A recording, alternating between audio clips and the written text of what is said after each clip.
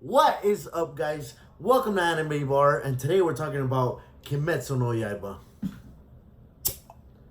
Let's get into it.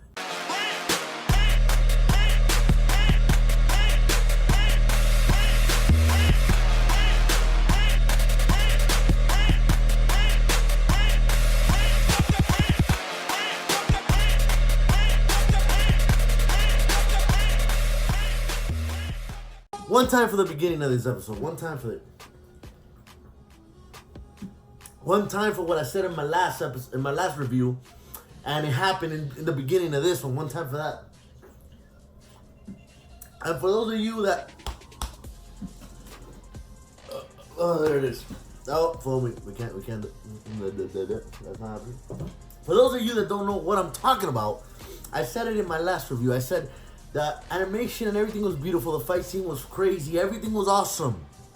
But I didn't like the fact that tojiro pulled everything out of his ass. Basically, like, to me, it was like, what do you call that? Plot armor or main character armor? Whatever you have to give the main character to get out of the situation he's in to continue the story. And there it is. And this episode right here hit me right here. It basically told me to get my figures and shove it where the sun don't shine, because what I was complaining about last episode, they gave it to me here. They gave it to me here. They basically told me to shut up and fix everything that I had a problem with. My problem was that Tojiro was getting all these power-ups out of nowhere. Nezuko got the blood art, finally. We got it. She got powers now. Awesome. And she spoke. But it all happened in a situation that it's like it had to happen. So when in the beginning of this episode, I was getting pissed because I'm like, he's talking about, I remember what my dad said, and if I breathe the right way, you can never get tired, and I'm gonna fight again. I have to go save Inosuke. I have to go do all this stuff. And he couldn't move. So yes, no plot armor there. He couldn't move. He actually is feeling the effects of everything that he did, and he's about to die. He's about to legitimately die.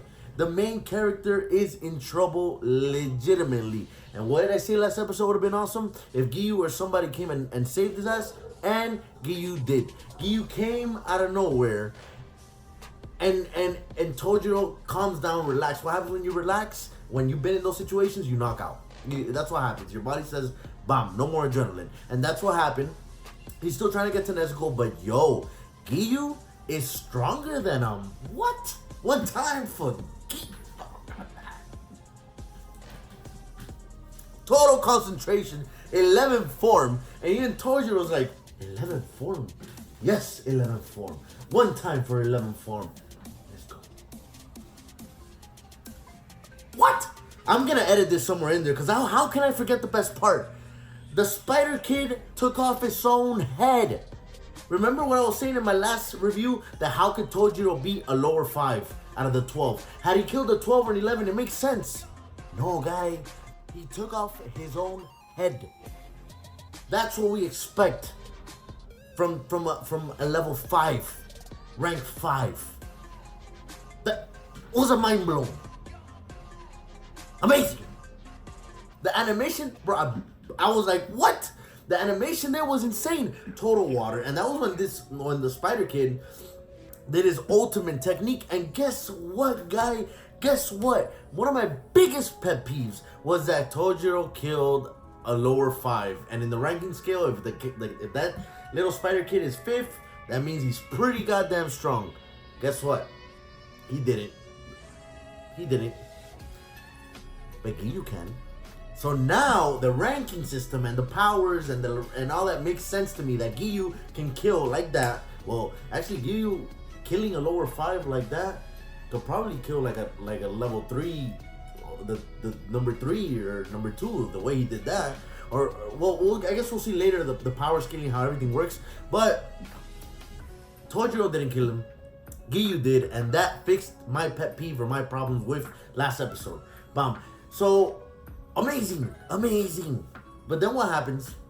We get a flashback, and honestly, that's where it died for me, because I'm like, we really don't need that flashback. The little Spider Kid's dead already. I know you try to. The anime has a tendency of making us feel some type of way for the demons when they die, and some of them have great effect. others like this one, I really didn't care. The guy was super evil, and he should have died, and I don't care about his backstory. But I guess the backstory was a little bit more for what Koshu, the insect-breathing demon slayer, set up, and that setup did good. You know, we get to see what that demon went through and da-da-da, but then we get to see that she's a lying little whatever. She says, you know, don't lie to me, how many did you kill? I killed 5, a whole bunch of cocoons that Koshu saw all the way back there, you're a liar, and I'm gonna make you suffer. And it was kind of like a reflection of like, damn, is Koshu, like, is something wrong with Koshu though? But regardless, it was a reflection to a Spider Kid. Like, they both, their methods kind of aligned to me personally. Like, torture, be my friend, I'll be your friend, be my family, do what I say. So they kind of aligned to me, you know, that aspect. But yo, Koshu's bad. Damn. Insect powers, can't cut off a head, but she did some poison stuff that could murk all these demons. That's what's up. And she's kind of twisted, man. She's kind of twisted. I know why Giyu don't mess with her like that. I don't think anybody should mess with her. I would love to see some feedback with or some dialogue with Inosuke and Koshu. Zenitsu would probably be too afraid, but she's a female, so Zenitsu will probably go head over here, heels over her, and she'll poison him like on some funny stuff and on the floor, all anime-ish.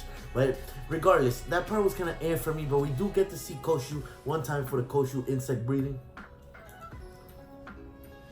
We do get to see her murk it and run that fade and kill. So that, I guess that was her big introduction. But what happened with Zenitsu? Where did she leave Zenitsu? What's up with Inosuke? Is he still hanging from the tree? Giyu's a total boss. Koshu's a boss. Tojiro, now I could side with him. Now I could be like, hey, you did what you had to do. I still don't know how you pulled that fire breathing, your dad's techniques off because you saw it one time type shit in a moment that you had to bring it out. And oh my god, Nezuko hasn't had any powers or hasn't even spoken in forever. Oh, this is the moment that she's gonna do it. I understand it was super climactic and it had to happen. Okay, but thank God for this episode, kind of addressing all those points that I had with last episode. But overall, great episode. Oh my god, I can't get over that scene when Yu goes total concentration level form. Everything turns to water. And what? The threads didn't even touch him. Boss status. Let me know what you guys think about this episode. Like and subscribe. What else do I gotta say? I don't gotta say nothing. We gotta finish this.